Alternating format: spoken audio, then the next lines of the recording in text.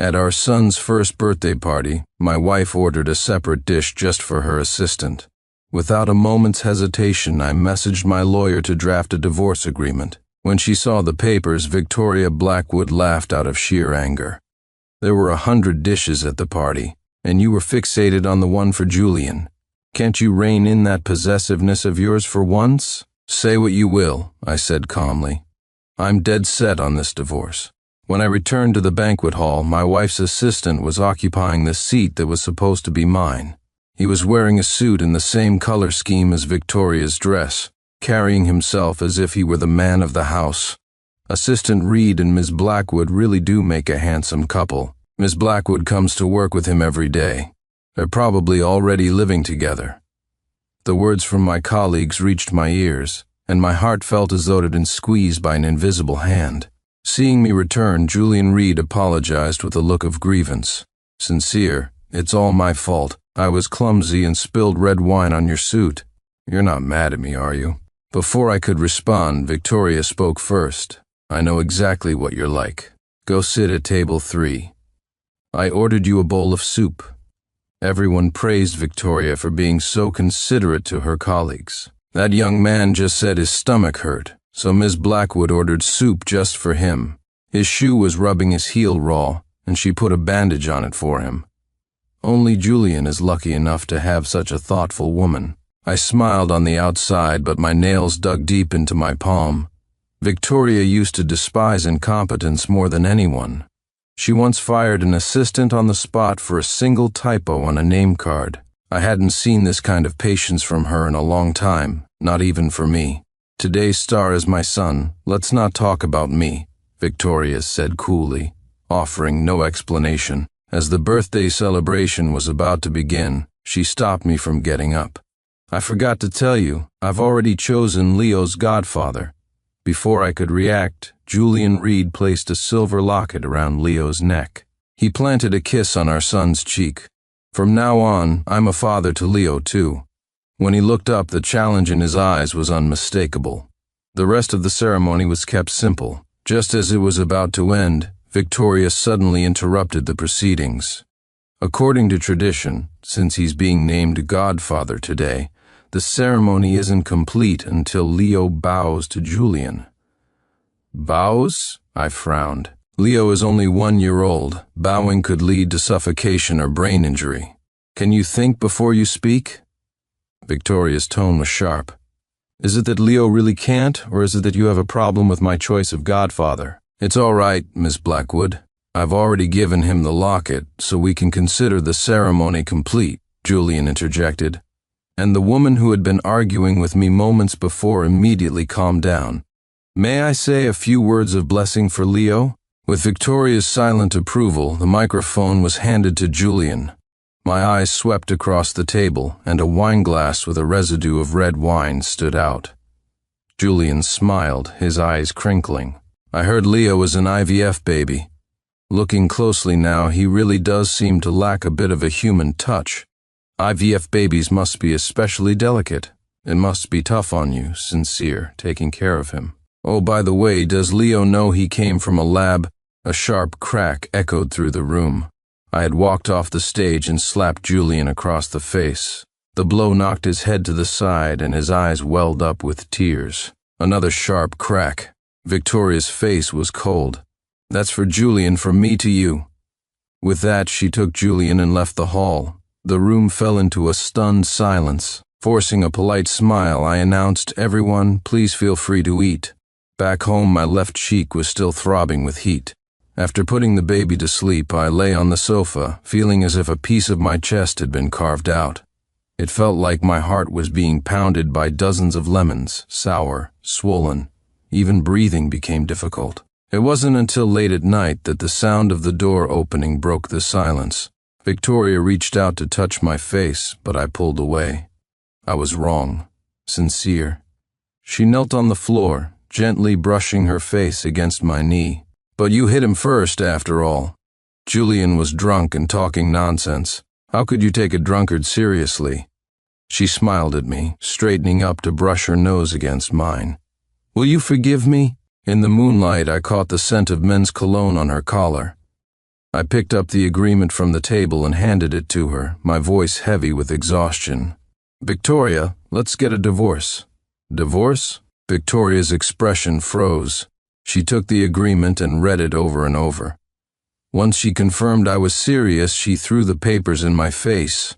Are you insane, Sincere Clark? Leo just turned 1, and you want to divorce me? Do you think divorce is something you can just decide with a few words? I know I was wrong today, I hit you. But every action has a cause. I've already apologized. When are you going to let go of that stubborn streak of yours? Get it straight. You're a father now. Family harmony should be your top priority. She went on and on, failing to see the tear that slid down my cheek. The cut on my face, left by the staple on the papers, stung as the tear burned it. Victoria instinctively reached for her wallet. Then her hand froze as if someone had hit pause. You gave your bandage to Julian, didn't you? And you ordered a special bowl of soup just for him. Faced with my questions, she regained some of her composure. So what? That doesn't mean anything. Divorcing over a bowl of soup and a bandage. Sincere, you're making a mountain out of a molehill. Victoria's voice was so loud it woke the sleeping baby. His cries filled the living room. Watching her brow furrow in annoyance, I asked, Do you even know where Leo's bottle and formula are? The unexpected question left Victoria stunned. A trace of mockery touched my lips. Of course, she wouldn't know where the formula was. After giving birth, Victoria had been consistently cold towards Leo. She refused to breastfeed him and wouldn't even look at him for more than a moment. Having him ruined my figure. I hate what I've become. The memory of Victoria's breakdown flashed in my mind. Holding the bottle, before I went into the bedroom, I signed my name on the agreement. You should sign it too. Otherwise, I'll file for divorce on the grounds of adultery. And you won't get a thing. Victoria tried to argue, but I reached out and touched the face I once loved so deeply. Your breath. It has the scent of the red wine Julian was drinking today. What did you two get up to? It's so hard to guess. After I got Leo back to sleep, I came out to find the living room empty. Victoria was gone. The agreement was torn to shreds in the trash can. On the table sat a luxury brand gift bag. It was the one Victoria had been hiding behind her back when she first came in. I opened it to find a limited edition designer baby blanket. My eyes darkened. Ever since I became a father, all of Victoria's gifts to me had been for the baby. She was trying, step by step, to trap me under the title of Leo's father. 2 notifications chimed on my phone, almost simultaneously. A message from the law firm I had been in contact with. We heard Attorney Clark was taking a break to care for his child. We didn't expect you to reach out to us. We believe that with you on board, our team will be unstoppable. Here's to a successful partnership. I replied politely and closed the chat, only to see a new friend request. The verification message was just 4 words. This is Julian Reed. The moment I accepted, a message from him came through. It was a photo of a towel with specks of blood on it, the bed sheets underneath visibly damp. Your wife says I satisfy her more. She said she wanted to give me her first time, so she had hymen restoration surgery. I understood his subtext. He was a recent graduate with nothing to his name. Faced with Victoria's affections, he thought he had won her whole heart and was eager to flaunt his new status. Young people often have the reckless courage of a moth drawn to a flame. For a moment, it was like I was seeing my younger self. I was 16 when Victoria and I became the only 2 students from our small town to get into a top high school. Victoria's parents, both middle school teachers, were so happy they threw a 3-day celebration. I, on the other hand, couldn't bring myself to tell my family the news. My parents died when I was 8, and I was taken in by my uncle, Walter Croft. Living under someone else's roof taught me early on how to read people and act accordingly. With a few empty liquor bottles at his feet, my uncle sized me up while clinking glasses with the factory manager, Mr. Evans. Damn it, my sister had to die early and leave me with this curse. Good thing he's a boy. He's got some muscle. Should fetch a good price, right? Of course, Mr. Evans agreed readily. You'll get 80% of his monthly wage and I'll take the other 10% as a finder's fee. As they drank and chatted, They mapped out the entire course of my life in a few sentences. So when Victoria excitedly found me and asked what day I was heading to school to register, I could only stammer, unable to form a complete sentence. The main door suddenly swung open, and my uncle's fawning voice filled the air. "This boy of mine is good at everything. As soon as you're ready, I'll send him right over." The way they looked at me, it was as if I were a piece of merchandise. "I'm not going to school. I'm getting a job. Do you want to go?" Victoria's voice came out as a timid whisper. My response was buried in silence. That night, Victoria secretly opened the gate. Under the night sky, her eyes shone brighter than the stars. "I brought money. Let's go. To school." On their deathbeds, my parents had endured immense pain to tell me I must always listen to my uncle, but in that moment all I wanted was to hold on to Victoria's hand. In high school, I was ostracized and mocked for my rural accent and shabby clothes. Victoria, bright and outgoing, quickly blended in with the city kids. Sensing my withdrawal from her, she pulled me into a corner, her face serious. "Sincere, if you don't like me hanging out with them, I'll just be friends with you. Just don't hate me." Suddenly, I felt a surge of courage. All my insecurities erupted in that moment. I cried quietly, and she waited patiently for me to release all my emotions.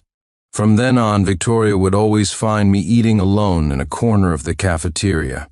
Every day she would share a simple bowl of oatmeal with me, which cost just a few cents. Facing the strange looks from our classmates, Victoria stood firm and unwavering. "I'm from a small town too. If you look down on Sincere, you're looking down on me." As fate would have it, Victoria and I got the exact same score on our college entrance exams. Timidly, I asked her where she wanted to apply. She answered without hesitation, "Wherever you go, I'll go." Victoria's love was passionate and sincere. "Do you like—" Just as I was about to ask, my uncle suddenly appeared. His eyes were bloodshot. "I finally found you, you little bastard. Damn it, you're all grown up now, messing around with women, are you? Because you ran off, I couldn't deliver you and nearly got my legs broken." A thick steel pipe swung towards me, but Victoria threw herself in front of me. She held me down tightly.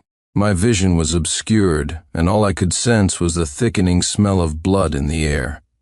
As Victoria was being loaded into the ambulance, she squinted from the pain, her voice weak. "Yes, I like you. Will you be with me?" My uncle was sentenced to 3 years for assault. When we went to the capital for university, Victoria's arm was still in a cast with steel pins. After graduation, we decided to start our own business, sharing a bowl of plain soup in a cramped basement apartment.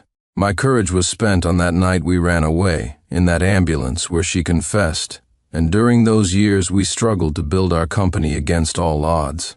So now, looking at the photo Julian sent me, I had no courage left to face it. The girl who was as pure as the moon, who shared simple meals with me, had finally lost herself in a world of debauchery and excess. I spent a week packing up my and my son's belongings. Victoria never came home during that time, but news of her was inescapable. Victoria took Julian to a business banquet, their arms linked the entire time, a clear display of intimacy. She bought out the entire new line of a luxury watch brand just to see Julian smile. According to a press release, Victoria booked the entire top floor of the Crestview Hotel, sharing a private dinner with Julian before watching a fireworks display on the terrace that was just for them. The numbness in my heart gave way to a dull, throbbing pain. Victoria's high-profile actions had successfully kept the headline Blackwood Group CEO's marriage on the rocks at the top of the trending lists. The comments were a mixed bag. If I were the CEO, I'd choose the assistant too. Youth is an asset. The way they're appearing in public, they've probably been divorced for a while. I've been saying this for a while. A man over 25 is like 65. Powerful women all want to pick younger men. She looks better with the assistant anyway. Once, an entertainment reporter spread a rumor that Victoria and I were on the verge of divorce. Before the story even went to print, Victoria intercepted it. She made the reporter publicly apologize, and he was never seen in the journalism world again. Victoria knew I cared, and she paid close attention to every bit of online chatter. Her behavior now felt like she was intentionally drawing the final curtain on our marriage. I arrived at my desk to find it buried under a mountain of files. I had been on leave for a week, and Victoria hadn't asked about me once.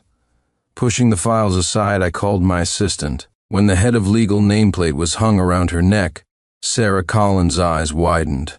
"I'll transfer all access rights to you shortly. Let the company system know that from now on, any files Ms. Blackwood doesn't have time to approve should not be routed to the legal department." "Mr. C, are you and Ms. Blackwood really—" "Yes." I nodded. "We're over." After clearing the backlog of documents, I took the divorce agreement and went to the top floor. As I stepped out of the elevator, I could hear a group of people laughing and talking from a distance. "Julian, you're still so modest. I heard all about it from Sarah today." "That's right. No one but you could fill that spot by Ms. Blackwood's side. All that's left is the official announcement of your status. We're all waiting for the day you'll be looking out for us." Julian was sitting at the assistant's desk, a wide, unrestrained smile on his face. Seeing me, he showed no surprise. "Sincere, are you looking for Ms. Blackwood?"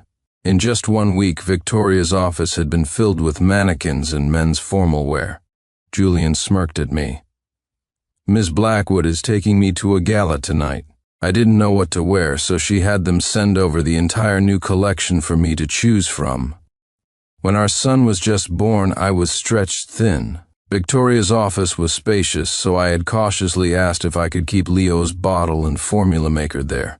She had snapped at me. "This is an office, not a nursery. Are you trying to constantly remind me that I'm in my lactation period, to pressure me into breastfeeding Leo? Don't even think about it. It seems some principles could be changed." I lowered my gaze. "Victoria, here is the divorce agreement. I've already signed it." She finally stopped what she was doing. She looked at the papers I placed in front of her, then looked up and frowned. "Take it away. I'm not signing." A sudden gasp interrupted Victoria. Julian pointed to a clear shoe print on his suit trousers. "Miss Blackwood, this was the last suit my father designed before he died." Tears welled up in his eyes. Victoria's gaze was filled with sympathy. "Go and wipe the shoe print off." She stared directly at me, her commanding tone grating on my nerves. "I didn't step on it, so I'm not wiping it off." At my words, his crying grew louder. "You're the only one who walked past from that direction. Who else could it have been? You know perfectly well who it was." Julian's phone rang. He answered, and the speakerphone broadcast the call clearly for all of us to hear. "You little gigolo, who told you to seduce Victoria Blackwood. You'll get what's coming to you for being a homewrecker. I swear I'll get justice for Sincere." His eyes filled with a fragile vulnerability. "Miss Blackwood, my phone is suddenly flooded with hateful messages." Victoria's face grew even more annoyed. "Did you arrange this? To do this to a recent graduate, Sincere Clark? Do you feel no shame?" She picked up a pen and signed the agreement, then threw it on the floor. "You disgust me." I picked up the agreement. No matter what sounds came from behind me, I didn't look back. Victoria sank into her chair, breathing heavily. Her gaze suddenly fell on a small lock of hair tucked under the divorce papers. Her pupils constricted for a moment. She burst out of the office, but I was already gone. Rushing downstairs, Victoria watched with her own eyes as I got into a convertible Ferrari. In the car, my son was sleeping soundly in his safety seat. In the driver's seat, Isabel Thorne chuckled softly. Leo was crying for his daddy earlier, so I brought him over. I guess he cried himself to sleep. Looking at the woman's face, which was almost identical to how it was 7 years ago, I joked, "If I had known you were at this law firm, I would have gone to another one." Isabel's eyes glinted with a sly confidence. When I returned to the country, this was the only firm I contacted. I gambled that you would choose it. The atmosphere in the car suddenly felt a little charged. I met her deliberate gaze and found myself at a loss for words. I was about to turn and look out the window to break the strange tension when the car came to a stop. "We're here." The firm had arranged a new place for me to live. This was the first step in my new life. After unpacking, I came into the living room. My son was still fast asleep. Isabel was lying on her side next to him, her eyes closed, her hand hovering gently as she patted Leo's back. "What do you mean you can't trace the car?" In stark contrast to our peaceful scene, Victoria slammed a cup on the floor. "That car took my husband, and your excuse is that you can't find it?" Her hand trembled slightly as she drummed her fingertips on the desk. On the desk lay a small lock of our son's hair. Cutting one's hair to sever ties. Sincere was trying to cut the maternal bond between her and their son. Victoria slammed her fist on the desk. She would never allow that to happen. The ringing of her phone brought a wave of relief. At least he hadn't blocked her. The moment the call connected, Victoria spoke first. "Where are you? So you had to wipe a shoe print for Julian? If you didn't want to, you didn't have to. How could you drag our child into this? How childish." "All right, Sincere Clark, come back to work. Bring the divorce agreement back. I'll tear it up, and we can go on living our lives properly." She spoke with restraint, thinking this would be enough to make me come back and continue being her super dad. There was a pause on the other end, then my voice came through, slightly breathless. "Victoria, are you insane? Do you think a divorce is like playing house, something you can just call off? The papers have already been filed with my firm. A lawyer will contact you." And I sighed. "I'm not coming back to work. I'm the largest shareholder in Blackwood Group. I can afford to give up my position at the company. Don't call me again. Victoria, from now on, we go our separate ways." The line went dead with a click. She frantically redialed, only to be met with a busy signal. In all the years they had known each other, this was the first time Sincere had ever hung up on her. Victoria could slowly hear her own heartbeat growing louder and louder. She forced herself to calm down. Her mind replayed our recent conversation over and over. Suddenly, Victoria realized something. Just before he hung up, she thought she had heard a woman's voice on the other end. Something was gradually slipping out of her control. If she rushed home now, she might be able to catch Sincere and confront him. Victoria grabbed her car keys, abandoning her work, and sped towards home. On the way, Victoria rehearsed what she would say when she saw Sincere. She imagined various scenarios, but never once did she consider that the house would be completely silent when she walked in. Victoria had clearly seen Sincere's slippers placed neatly by the door, yet she kept calling out his name. When her throat was hoarse, she finally noticed the house key on the table. Everything in the house related to him and their son had vanished. It was as if they had never lived there at all. Victoria couldn't help but remember the first time she brought Sincere here. After confirming that they would really be living here, he had laughed with such relief, as if a heavy weight had been lifted from his shoulders. He had eagerly laid out his plans for their dream home. An unprecedented wave of defeat washed over Victoria. The memories of her and Sincere in this house replayed in her mind like a slideshow. A ringing phone shattered the silence. Victoria joyfully took out her phone, but her face fell when she saw the caller's name. A youthful, energetic voice came through. "Miss Blackwood, don't forget, we have an important gala tonight. I've already washed off the footprints Sincere left. I'll be wearing my father's final work tonight." It was only then that Victoria realized. At some point, Julian's way of addressing Sincere had subtly shifted from brother-in-law to Sincere. At the gala venue, Julian was waiting for her at the entrance. Seeing Victoria, he looked a little emotional. "Sis Vic, what took you so long?" Julian sniffed. "Why are you wearing this perfume? I don't like it. Didn't you promise me you would only wear the perfume I gave you?" As he spoke, Victoria's mind was filled with images of Sincere.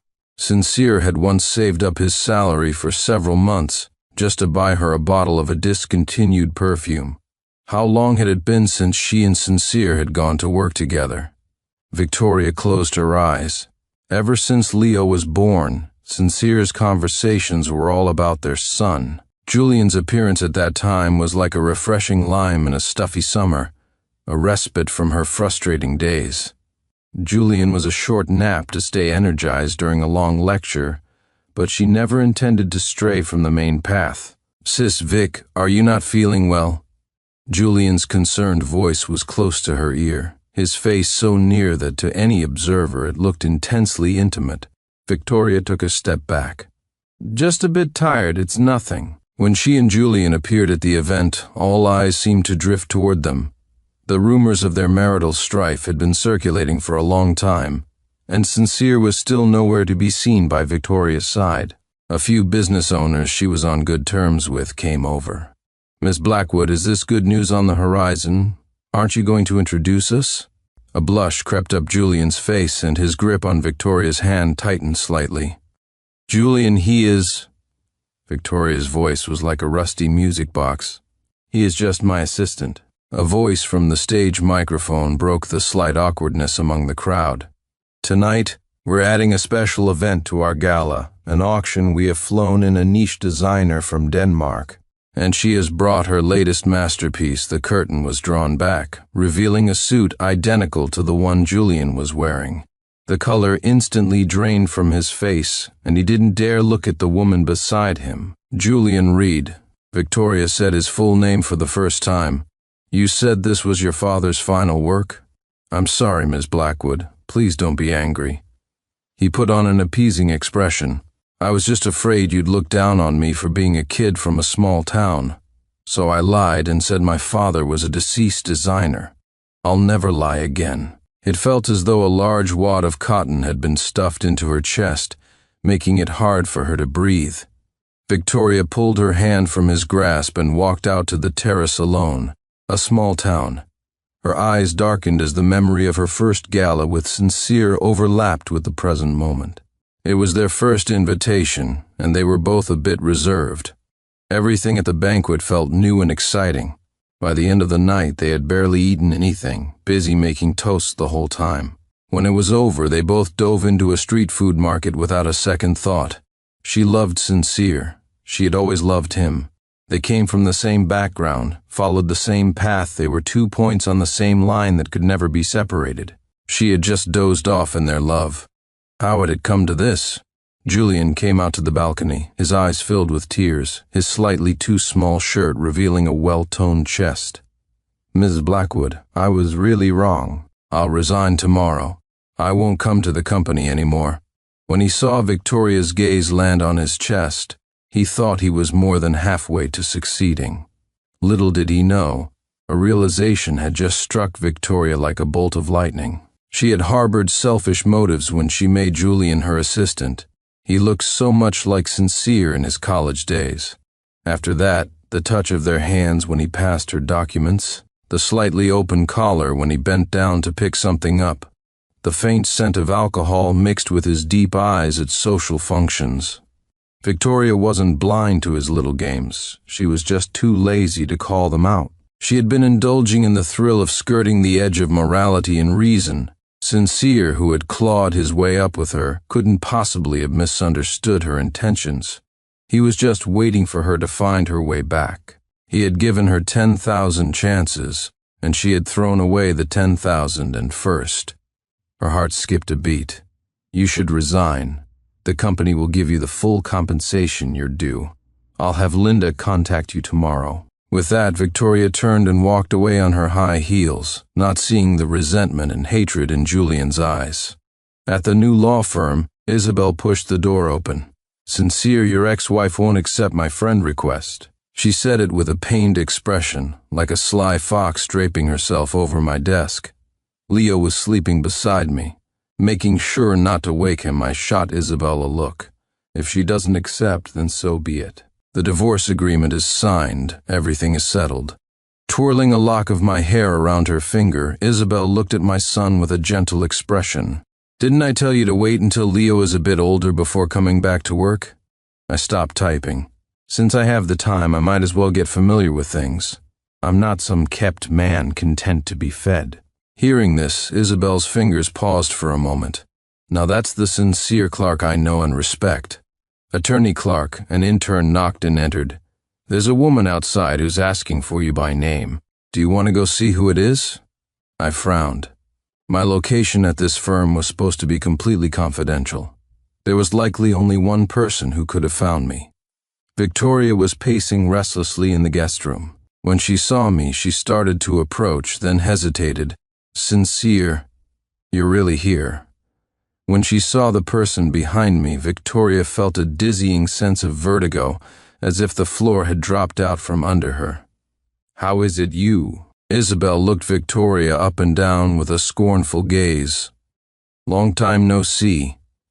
I looked between the two of them, puzzled. Isabel was my junior from law school, and Victoria had been in the finance department at the neighboring university. They shouldn't have had any reason to know each other. Sincere, Victoria didn't want to waste time on extraneous people. Will you please come back with me?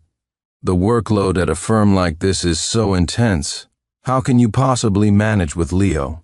Right, Leo. Victoria grasped at that straw. She and I still had a child connecting us. A child was the strongest bond that could hold a family together. Leo is still so young. He needs his mother. You wouldn't want him to grow up in a single-parent home, would you? I've already fired Julian Reed. We can go back to how things were, can't we? Leaving work together, shopping for groceries together, coming home together.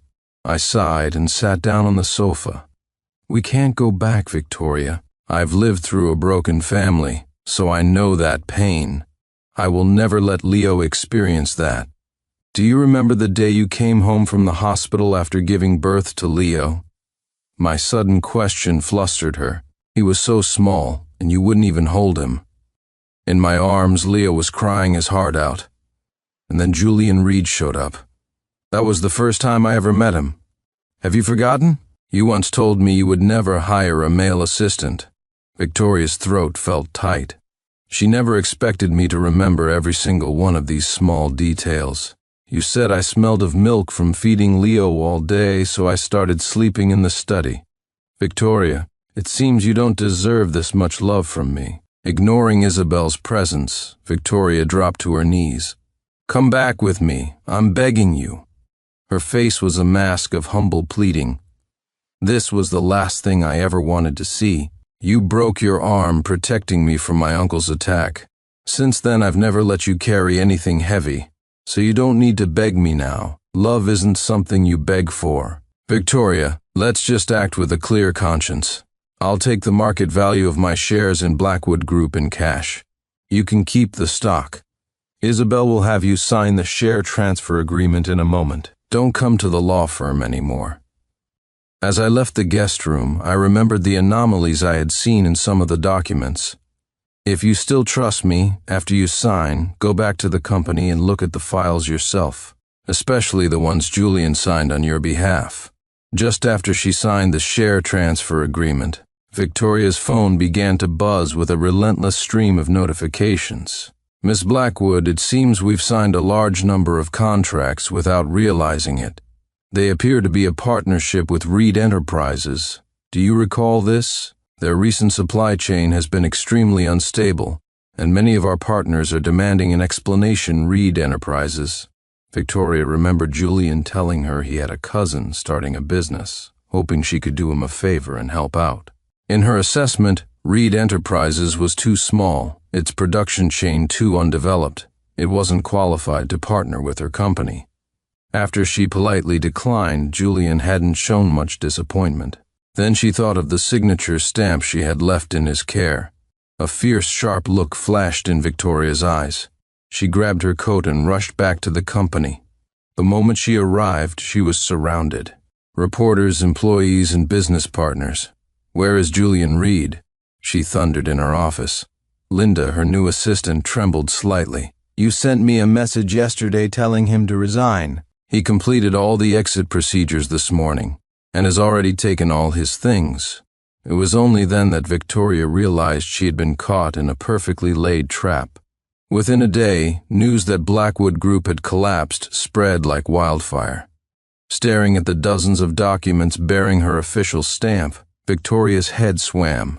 She wanted to call a meeting with the legal department, then remembered with a jolt that since I had left, there was no proper lawyer to take my place. For a moment, she felt like a snake caught by its weak spot. Blackwood Group's reputation plummeted. The city's well-known law firms, protective of their own reputations, wanted nothing to do with this mess. A bunch of fair-weather sycophants, Victoria's anxiety mounted. Was the empire she had built with her own hands really going to be destroyed just like that? In her moment of desperation, Victoria received a call. Isabel's voice came through the receiver. Out of respect for Sincere, I'll help you one last time. There was nothing to be done about the contracts Victoria had signed herself, but there was a glimmer of hope for the ones bearing the company's stamp. Julian was summoned and charged. In the end, he was just a recent graduate. His psychological fortitude was weak, and he quickly confessed to his crimes, even admitting that he had orchestrated his own online harassment campaign. Blackwood Group could not be saved. The compensation payments consumed the vast majority of Victoria's capital. She was lucky to have avoided prison.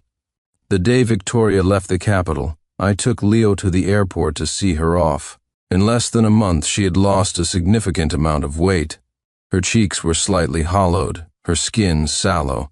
That, combined with her dark circles, made her look exceptionally haggard. I failed you and Leo. Tears streamed down her face, and Victoria covered her eyes, not wanting anyone to see her vulnerability.